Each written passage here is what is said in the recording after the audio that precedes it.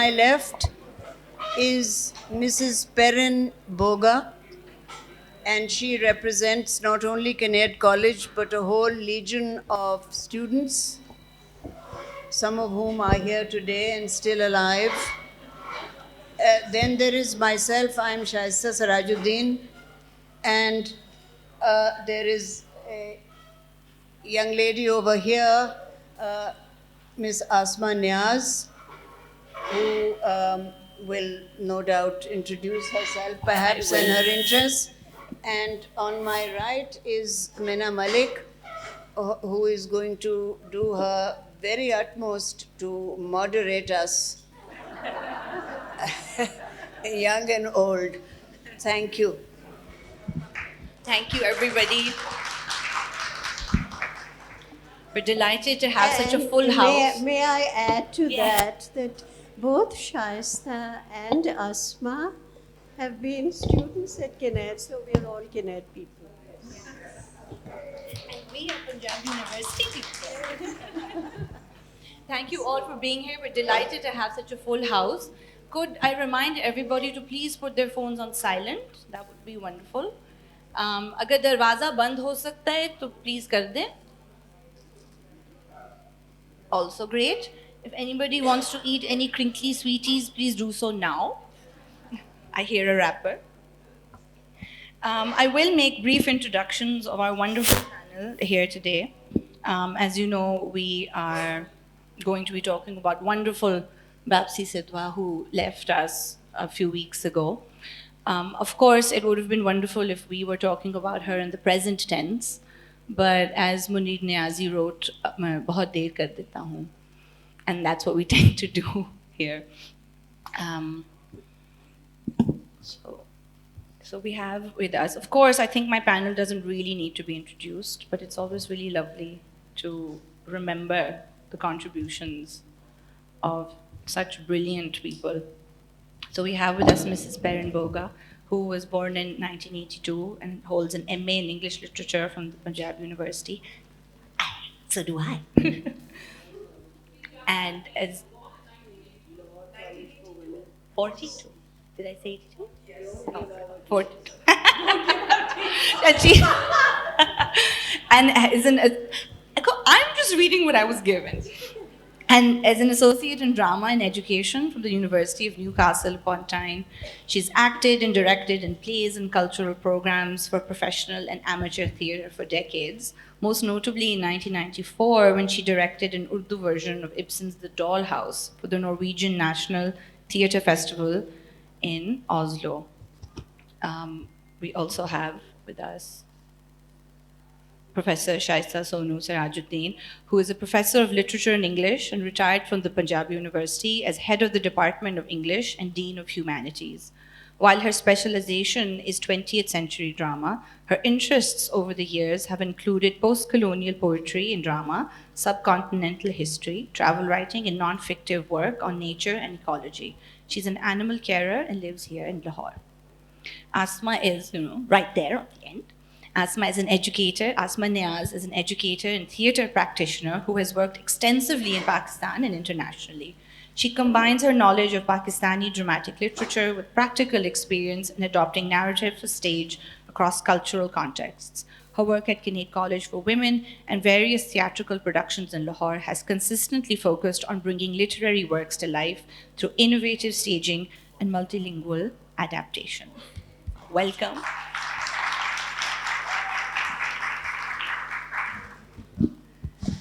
So as we know, more or less, Bapsi Sidhwa was born in Karachi in 1938 and was brought up in Lahore.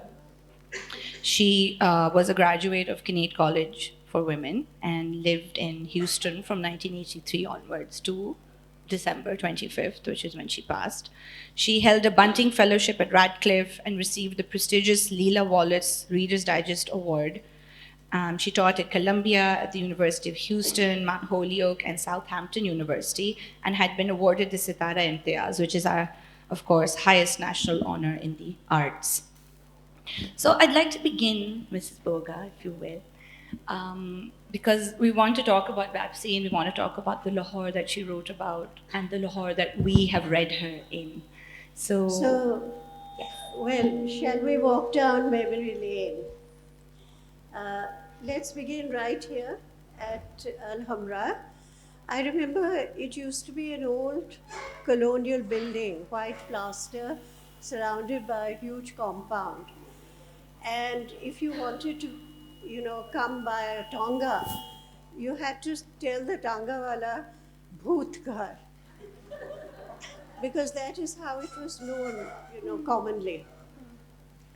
And then if we go down, let's walk down, and next door was Nidu's Hotel, with its beautiful turrets, its balconies, and then a little further was Charing Cross, the Chota Dak Khana. And then close by was the Queen's statue, which figures so much in Ice Candy Man. That little patch of grass with the Queen's statue in it. And then opposite that was Lorang's restaurant. And then a little further down, Smith and Campbell, Yasin Khan. Some of the audience here, I'm sure, will remember these places. And then the Civil and Military Gazette office, where Rudyard Kipling worked.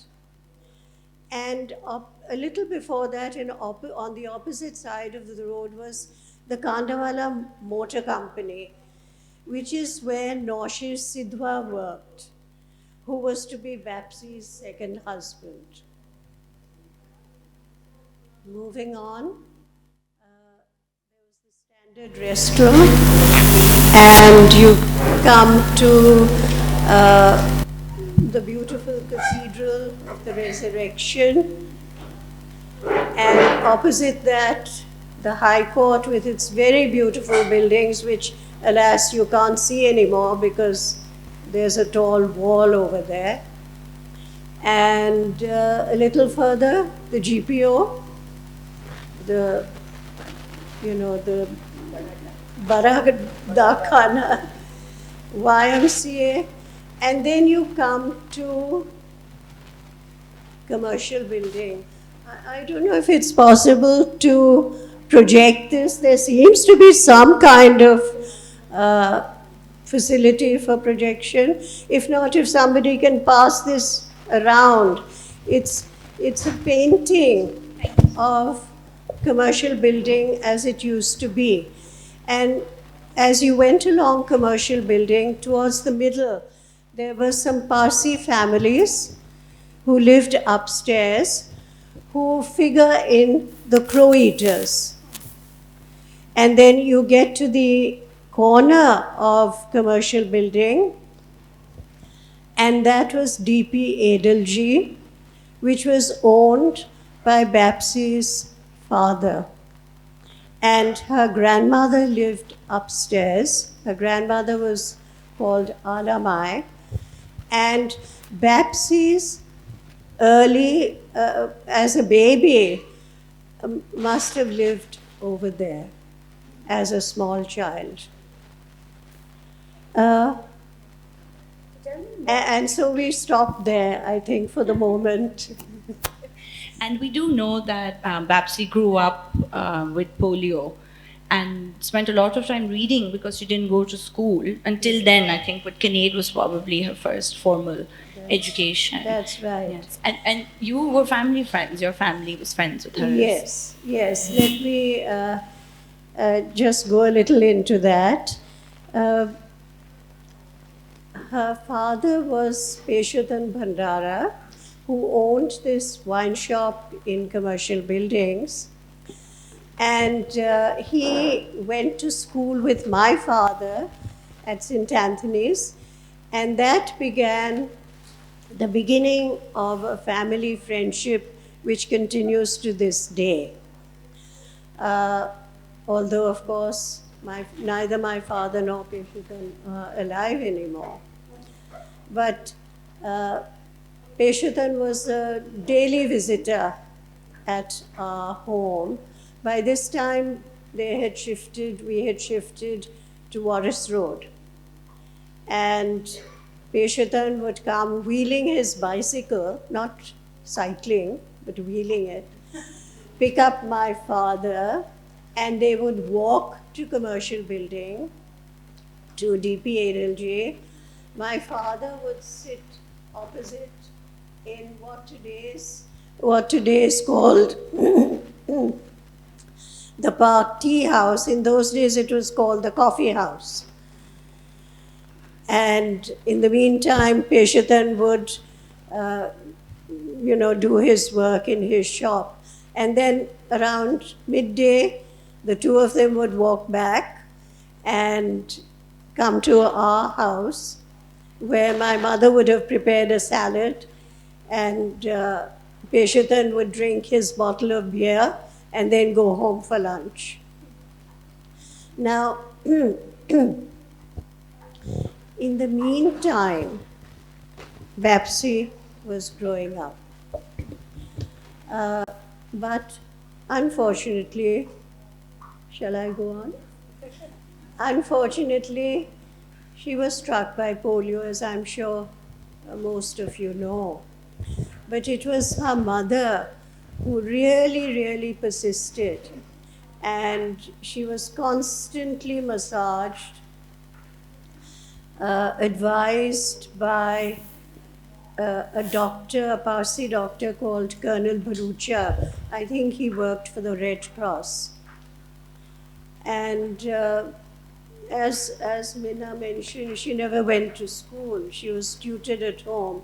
And I think that is when she read voraciously. And that is probably, what ultimately led her, much later in life, to write herself. And so, I think it's so wonderful. चल रहा है? Okay. मुसलसल बात कर रहे हैं, खामोश हो जाइएगा जरा मेहरबानी से.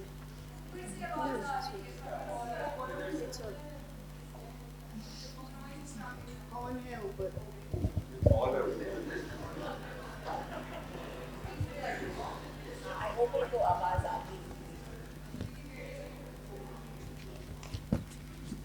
I think that for so many of us, when I first encountered Bapsi's work as a teenager and as a voracious reader myself and an aspiring writer, and I think Ice Candy Man was the first book of hers that I read, and it was astounding. It was astonishing because I think it was the first time that I had read a woman from my city writing about my city, writing about places I knew, sometimes about people I knew, because in her book she does sort of scatter real people.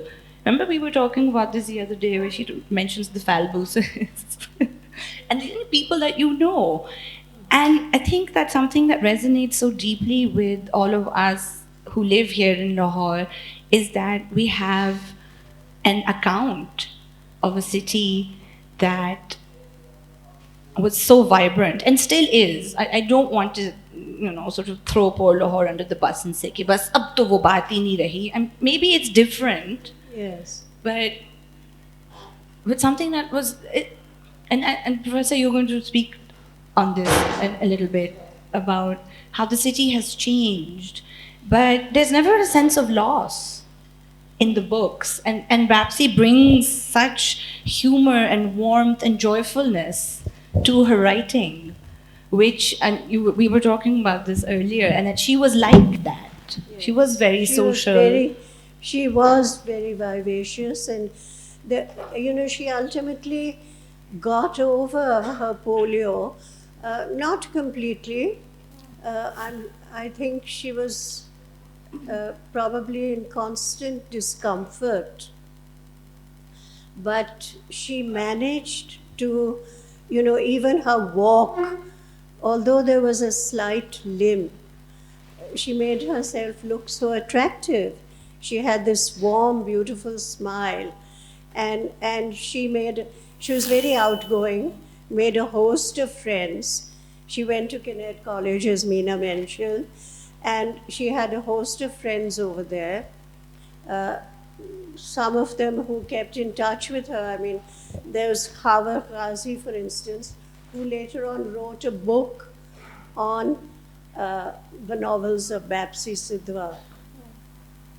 And as Mina mentioned, it was a Lahore which was very much a fun place with partying, and Bapsi was very much a person who loved partying, meeting people, and I remember, some very gay parties, dance parties, which is where her courtship began with her second husband, Naushir Sidhwa, at his house. So, that is how she continued to live a very joyful life. Asma, coming over to you, as somebody who has such a deep interest in theater and performance, but also in literature, and I think all four of us share this, is it? We know that Ice Candy Man was made into a really beautiful film by Deepa Mehta, and when I was, researching and rereading for this panel, I discovered that An American Brat had been adapted for the stage in 2003 and played to full houses in London and in Leicester. And it's so it's fabulous that I think when we read the text, it's so vivid in the mind, and clearly there's something about it that lends itself so easily to performance. I think generally when you look at Bapsi Sidhwa's work, you see this beautiful visceral writing that is just so sensory, and she creates a Lahore that, like you just said, you don't want to take away from the Lahore that was, but at the same time there's a Lahore that we didn't know. Mrs. Rajdeen and I were having a conversation, so many things that she brought up, and I thought, but at the same time, reading it didn't feel alien. So that writing itself is just, the fabric of it is so beautiful that it does lend itself to a visual storytelling and a multi-layered set. As I was reading it again this time around for this panel, I was just thinking, it would be phenomenal to actually, and we have you, Mrs. Boga, who's got all these accounts of life as a Parsi through all these generations. So not only is she bringing in a Lahore that's visually beautiful, but a Lahore that's generations, and that's what we've grown up with, a Lahore with generations. Our grandparents, our children are now experiencing a different Lahore. A festival is happening outside, and this is the Lahore that we knew, sitting in an Alhamra. Like you began this session with taking us to Alhamra and through the Mall Road. And these are places that speak so much to us. And that's what Bapsi does, right? So this transnational space that she covered, where she's like, oh, ab wo chale gaye hain. Aur phir I was listening to a interview as I was looking at it, and she said, that writing, my children also said, oh, where in this book? You've captured our experiences of living in America. And so, and that's what her work does. So it would be phenomenal if we could stage it here, to get rights to that, and then to maybe perhaps at Kinnaird do it. It would be a phenomenal space to sort of bring back into a legend and writing that's amazing. And it sounds cliche to talk about how multicultural the Lahore is in Bapsi's work. But it really was. And there's so many wonderful scenes in the novels where, at the railway platform, and invariably they're always at the railway platform, there are, Sikhs are traveling, and then you have Muslims with their beards like a bib, and then you have your Parsis who are chatting, and, everyone's come to see each other off. And, in The Crow Eaters, it's the railway platform, and then as one modernizes and comes, and time elapses, by the time we reach An American Brat, the farewells are at the airport. Yeah. And as teachers of literature also, and any of you, please feel free to, jump in here. Being teaching and having a creative practice and living in Lahore, which is really not that multicultural now. We're quite homogenous. We are very committed to being very homogenous. There's a strange anxiety around being different. And as teachers of literature, I feel like one is perpetually shoving students out of their comfort zone and saying, well, there's a whole world. And a lot of times the world is outside of ours because we are reading literatures from all over the world. But here you have Bapsi who's writing about Mall Road and all of these places that we've been to our whole lives and saying, well, this is also your history. Yeah, I mean, spaces and decolonizing your spaces is also something to think about, right? Like just the fact that she wrote in English and she goes on to say कि अंग्रेजी ज़्यादा लोग नहीं पढ़ सकते, कम ही लोग हैं, Kinet ज़्यादा लोग नहीं जा सकते थे, कम ही लोग थे. So आपको already like you're looking at her sort of saying, although this happens, but when you listen to her conversations, she has this beautiful way of intermingling language. She'll say, Gujarati is my mother tongue. And Punjabi I know because I'm a Punjabi Lahori, So immediately like borrowing and taking all these identities is something that you find here. And Mrs. Boga and Mrs. Rajaddin, I would love for you to sort of add to it. Okay, when you're looking at all these different identities, and when Bapsi is looking at all these identities and all these characters, and she brings in these realistic sort of, क्या कहते हैं, essences into it. Usko I would look at it obviously as somebody who would look at, how would you stage it, or how would you, add this element of perhaps a set or a prop element that you could probably, let them go with. For me, if I were looking at the crow eaters, I would just like have a slew of different crows around, just trinkets that people could engage with, How would you sort of look at that visual essence of characters that Bapsi sort of leaves us with? I think we should let Shasta Mrs. Rajaddin, say how would you sort of take us into it? I used a word when I was I'm sure I can be heard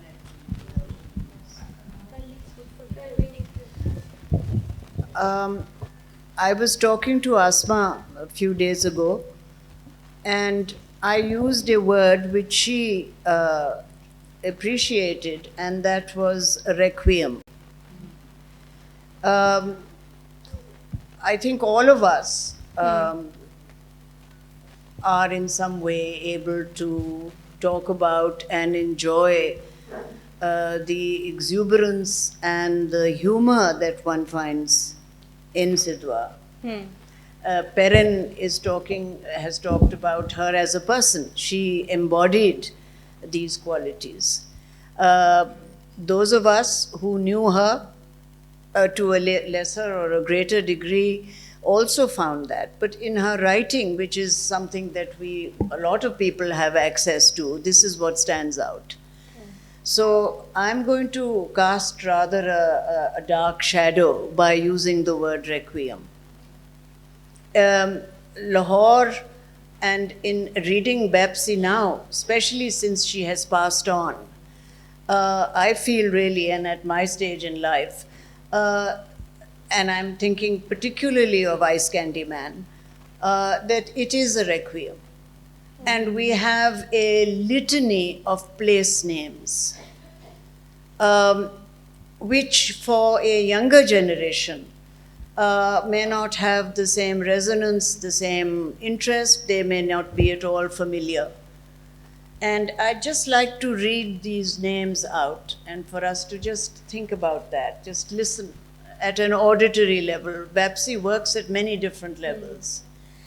So you have Waris Road, you have Birdwood Road Barracks, Queens Road, Jail Road, Lucy Harrison School. I bet a lot of the young people here today have never heard of these places. Malka Ka But. So, you know, simply reciting these place names evoke, well, they evoke a Lahore which is no more.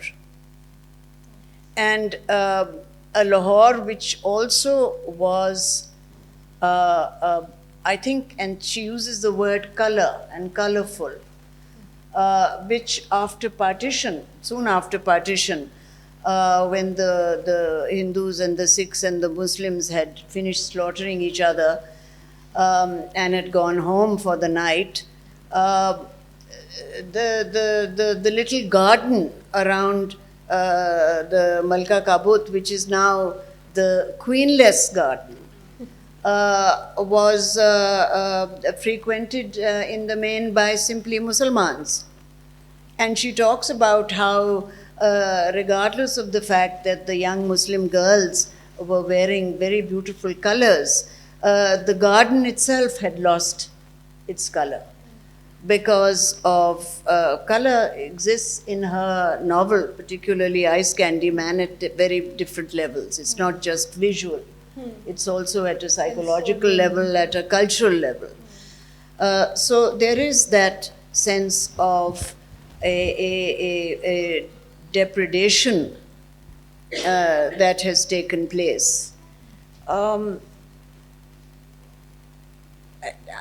sorry, you'll have to restrain me because I'm so used to lecturing.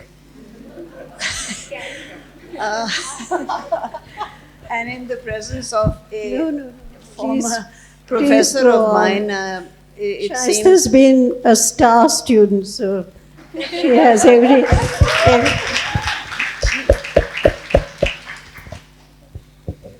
देखें, बेप्सी ने जिस तरीके से लाहौर के बारे में लिखा है और जिस मोहब्बत और जिस प्यार और जिस यानी एक लिहाज से मजाक के साथ, that is something quite unique.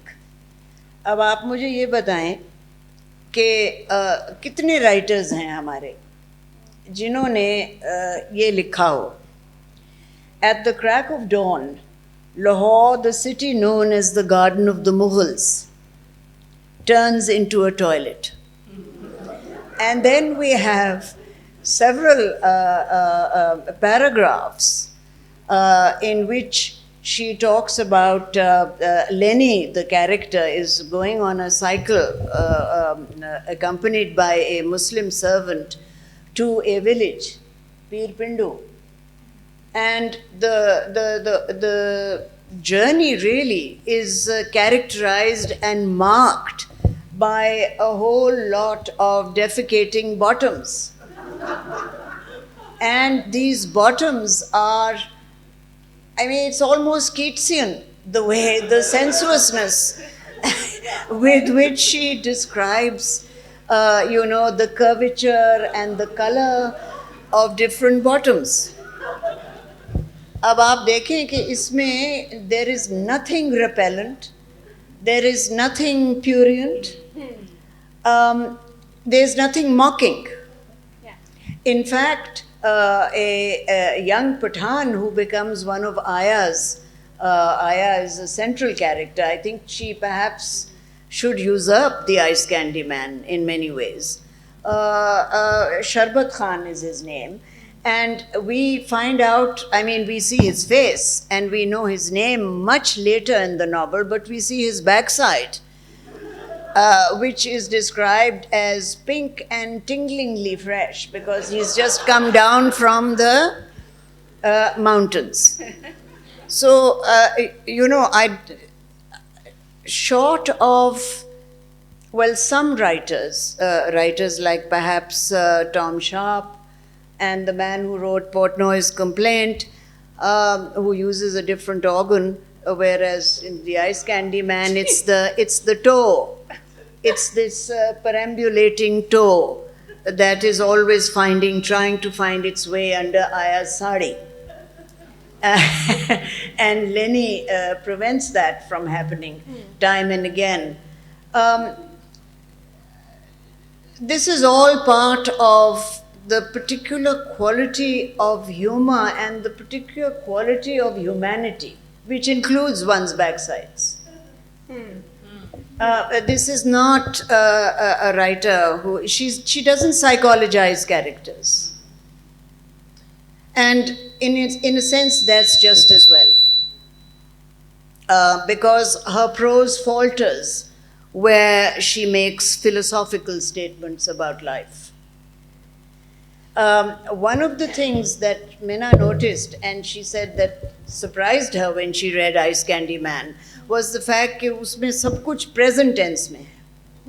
But Babsy was and remains a very present tense person, a writer.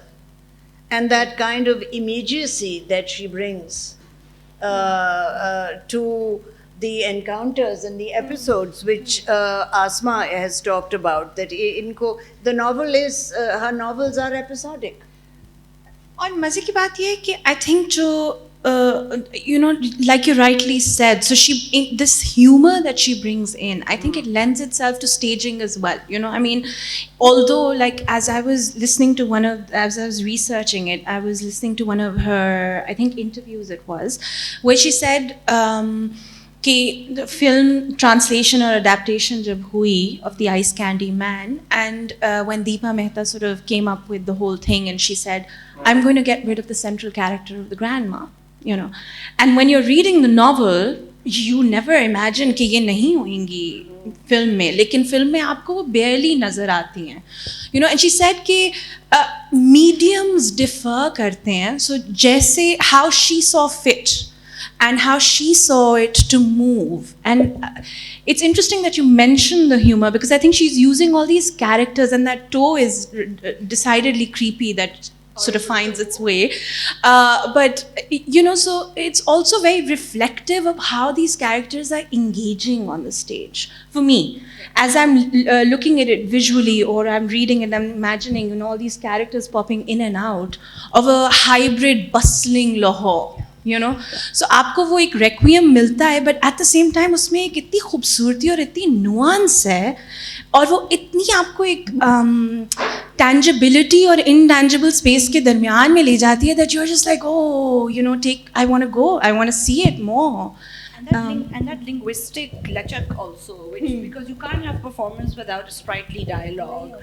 And it's just wonderful, and she has such a good ear for it, and the way that and as a writer, and especially in the rereading of all of this, I've noticed it incredibly, where she's unencumbered by, I feel like, the self-consciousness that, and as somebody who's writing Aajkal ke zamane mein, there's this real sense of the gaze, and an outward gaze.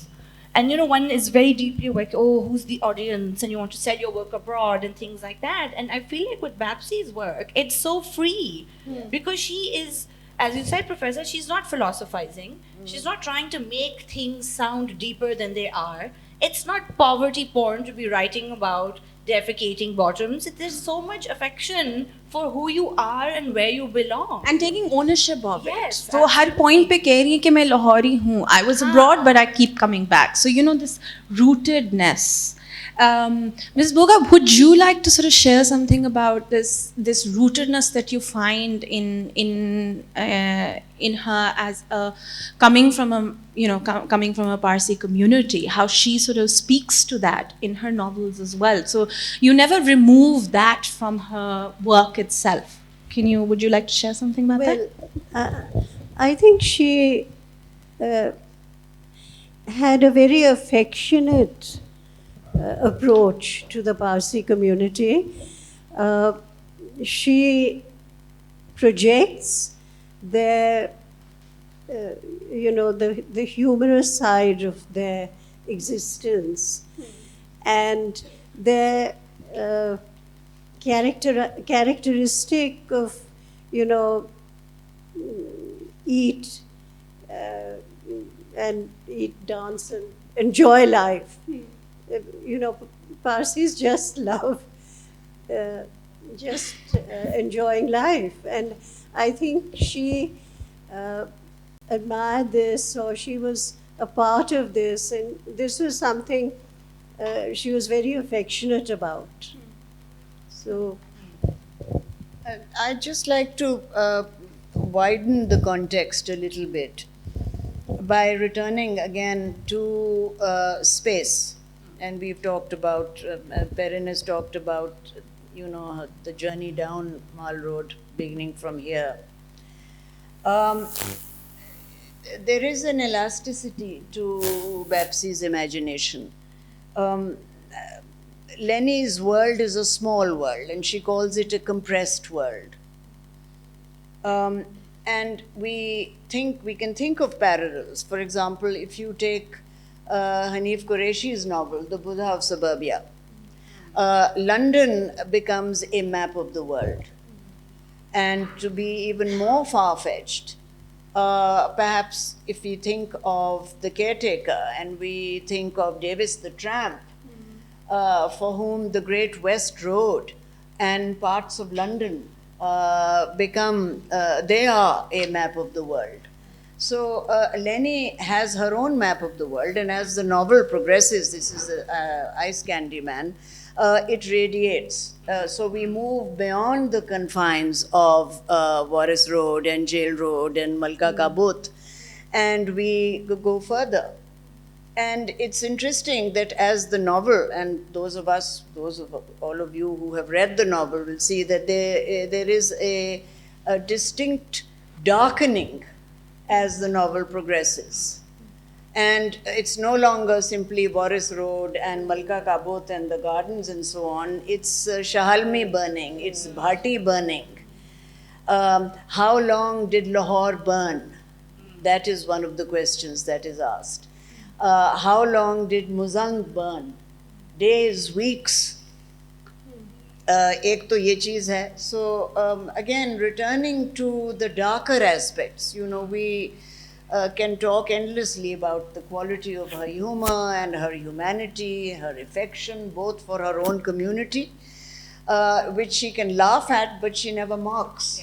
Yes. Only when you love deeply can you poke fun at yourself and at your own community. तो एक तो ये चीज़ है. दूसरा ये है, something that perhaps ties in with her humor is the way that she navigates sexuality. This is, I find, very interesting, because again she brings that quality of humanity and warmth to it. There's nothing salacious. She can describe somebody being salacious. The Ice Candy Man is a very good case in point. वो आपको नजर मतलब मिलते हैं वो characters बिल्कुल और वो वो हैं, सारी बिल्कुल चीजें हैं. आपको नजर आ रही हैं, लेकिन वो it's not. No, one doesn't feel that here is a nice, a kind of sordid bit which has been added. Yes, and it's the salaciousness is there in the character, but it is not there in the writing and in the gaze, which Mena has talked about. And then you have these wonderful episodes. I wish somebody could film those. I'm sorry if you guys think that I'm only talking about backsides and so on. But I mean, a writer who can again have paragraphs on farting as exorcism. And Isn't it that don't way show though? me that paper. Be gone. हम late शुरू हुए थे, अब हम बोलते जाएंगे. And Dr. Manik Modi, who is one of the characters. And then, of course, you have the kind of playful horseplay that goes on, which would make Sigmund Freud guffaw. Where he pretends to eat somebody's foot and her jelly trotters, and with a little bit of curry, and add, her little arm and her leg. There is such gusto, such relish, and such fun. Yes. So I think sometimes it is almost shallow, futile to talk about humor and laughter. In Babsie, it is so rich, so fertile, and so vibrant. सबको जान आ जाती है, whether it is via backsides or through toilets or through you know, more salubrious, you know, environs. So I think that that was something that I wanted to mention. The other thing is that to make something familiar is all very well. And as Pakistanis and Pakistani writers tend to be quite dictatorial about the fact that they have to make things, you know, they write about things that are familiar. And so they are not particularly keen on experimentation and innovation. But what one finds in Babsi is that she moves beyond the familiar to making something credible. लिखाई में जब आप एक credibility आप शामिल करते हैं, उसमें सिर्फ पहचान नहीं है कि जी हाँ हाँ वो माल रोड है या वो थांसी या वो थांसी. There is something else that is going on, and she does test one, and she tests one's imagination, our own ability to inhabit places and to inhabit characters. So I thought that that is something that is important. To go back again to context, I've mentioned Hanif Qureshi. I'd like to mention here somebody again who was almost fixated with the familiar, and that was one of our great poets, Tawfiq Rafat. And to come back to a theme which you might be tiring of, अब आप इसमें उसके लहजे में आप देखें कि कितना फ़र्क है. The way that he is talking about his own country and his own people and its own landscape, as opposed to Babsi's description of this bicycle ride from Lahore into the suburbs and, you know, whatever. This is Tawfiq Rafat. My sleeping children, who at dawn rush to the still wet fields to relieve themselves. Afterwards, they rub their bottoms on the ground. This is now Tawfiq writing in his poem From a Train Window. There is something, well, I wouldn't describe it as dark, but it certainly doesn't have the exuberance and the spontaneity and the liveliness of the way that Babsi, you know. Lekin Mrs. Sirajuddin, don't you think that when you're looking at Rafat's work also, like his characters are markedly different from the way that Babsi leaves you absolutely. with? You know, the way that he creates characters is, and me, I don't know, and this could be me being, you know, taking ownership of her gender. Do you think that it has to be the fact that, you know, she is a female, so the way that she expresses it and writes it is the way that she'll create those characters for you, and then you can take ownership of those characters. Lekin maze ki baat ye ki she said something very interesting. Again, I was going through one of her work, and she said ki there is a man and a woman, you know, those qualities are within a human being. So when I'm writing, I'm not writing with a gaze, but I'm writing as someone who is those characters. So all those characters have me in them, you know?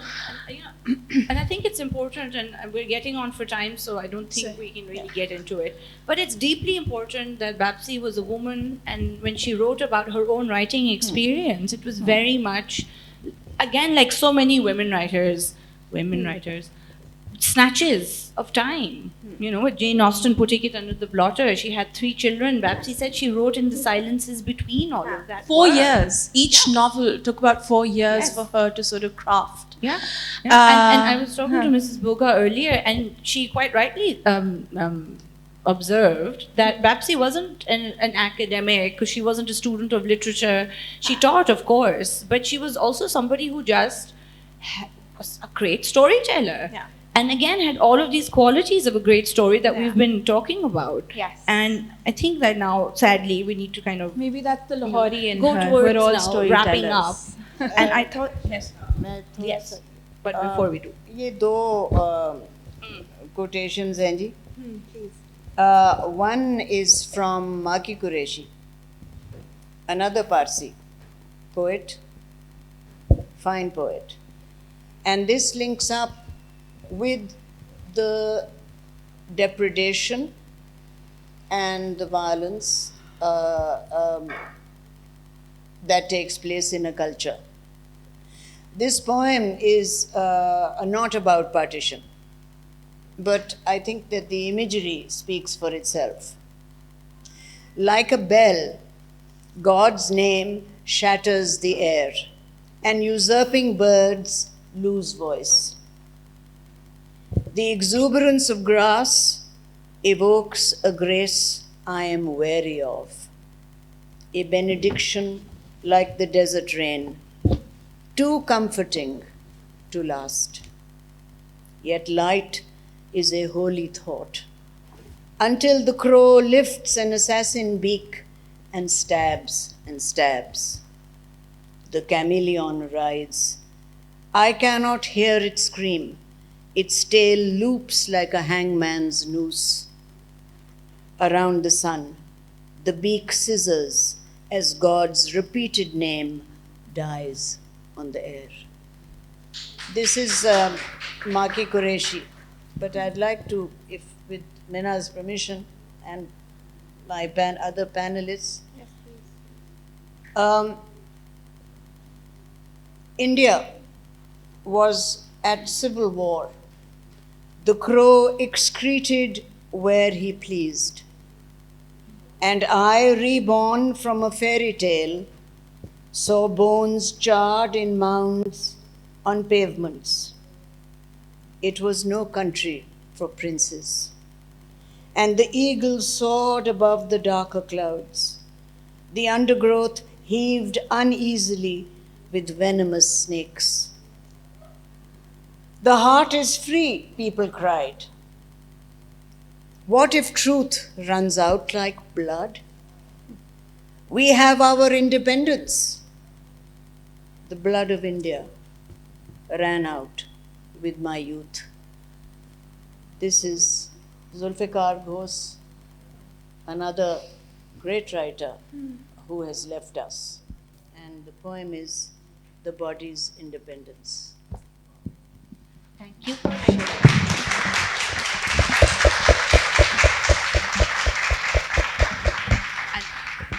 Now I have to follow that with my little lines here, but I just wanted to end this panel with something that Fatma Bhutto wrote in her foreword for the reissue of The Crow Eaters, to bring it back to Babsi. How lucky Pakistan is to have this chronicle of the moment before its creation, the moment before it was born and broken. In this grim, bland age where Pakistan is viewed only through one lens, terror, Babsi Sidhwa's voice is more important than ever. The smallness of family life, the melding of ethnic and religious communities who borrowed from each other because it was natural, because it was normal for brothers to break bread together. She returns us to who we were before we became breaking news. Thank you all. Thank you, my panel.